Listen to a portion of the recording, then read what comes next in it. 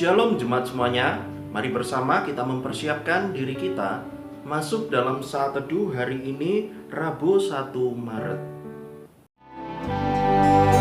Ku tahu Tuhan pasti buka jalan. Ku tahu Tuhan pasti buka jalan.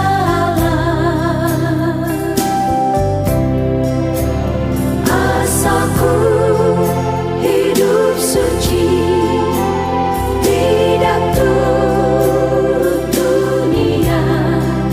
Ku tahu Tuhan pasti buka jalan. Ku tahu Tuhan pasti buka jalan. Ku tahu Tuhan pasti buka jalan. Asalku hidup suci, tidak turut dunia.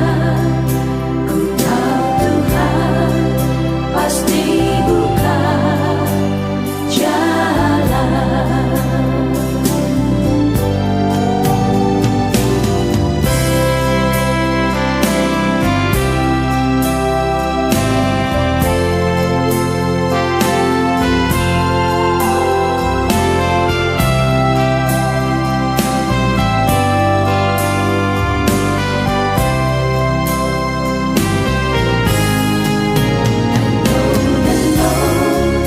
Will make a way for me. I know the Lord will make a way for me. If I look to Him and pray, darkness night will turn to day. I know the Lord will make a way for me. If I look to Him and pray, darkness night will turn to day. I know the Lord will make a way for me. I know the Lord will make a way for me. Judul renungan kita pada hari ini yaitu segala congkak dipatahkan. Bacaannya terambil dari Yesaya 13. Saya akan bacakan ayat 11.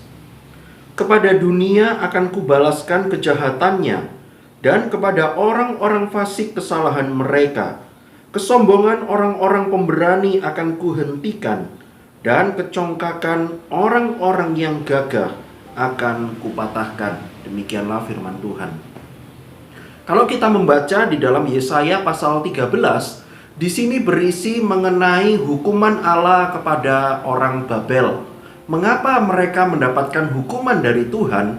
Karena mereka telah berbuat semena-mena, bahkan berbuat terlalu berlebihan untuk menghukum dan juga menyiksa orang-orang Yehuda, yaitu umat Tuhan. Saudara sekalian, kita mengetahui bahwa umat Tuhan pada saat itu mereka sedang tidak baik-baik saja.